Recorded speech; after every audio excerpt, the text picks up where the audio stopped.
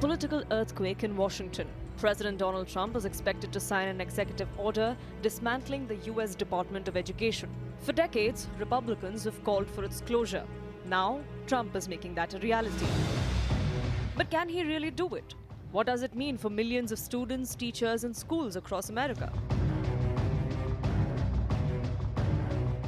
The U.S. Department of Education, created in 1979, does not control schools directly, but it plays a huge role in education funding. It provides federal grants for low-income schools, funds special education programs, administers student loans, and enforces civil rights protections in schools. With $238 billion in funding, it impacts 1 lakh public schools and 34,000 private schools across the country. So what happens if it's gone? Trump wants education to be controlled by individual states, not federal bureaucrats. No, I want to bring the schools back to the states. And, I've said it 100 times, we're ranked at the bottom of the list, and yet we spend more. We're ranked number 1 for cost per student. We're ranked at the bottom of the list in education. And I know if I bring it back to Iowa, Indiana, Idaho, all these great states, I think I could say 40 states, I want to bring it back. 10 states won't be perfect, 5 states will be probably not so good, but they will be every bit as good as Norway and Denmark and Sweden and all of the states that are rated at the top.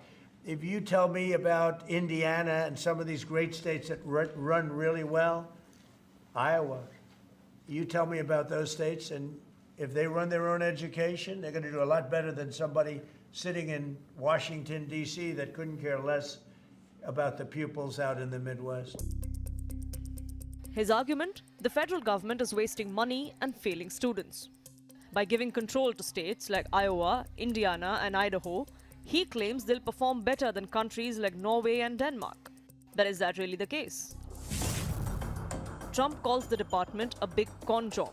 His allies argue it pushes liberal ideologies and funds programs they oppose, such as diversity, equity, and inclusion initiatives, civil rights oversight in schools, federal student loan programs. Republicans have long wanted school choice, allowing families to use public money for private or religious schools. But critics say this is about something bigger.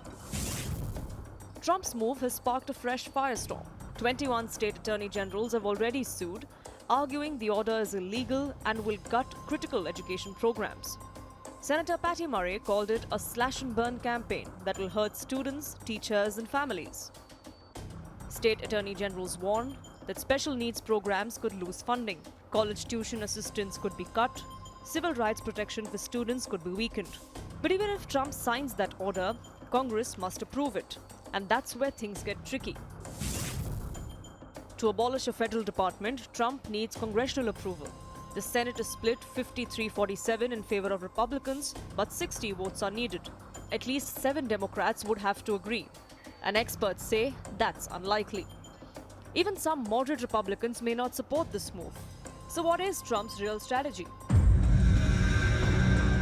Polling shows 63% of Americans oppose dismantling the department. But Trump's 2024 re-election campaign has rallied conservative voters with promises of cutting down big government. By slashing the education department's staff and budget, Trump is weakening it, even if Congress blocks a full shutdown.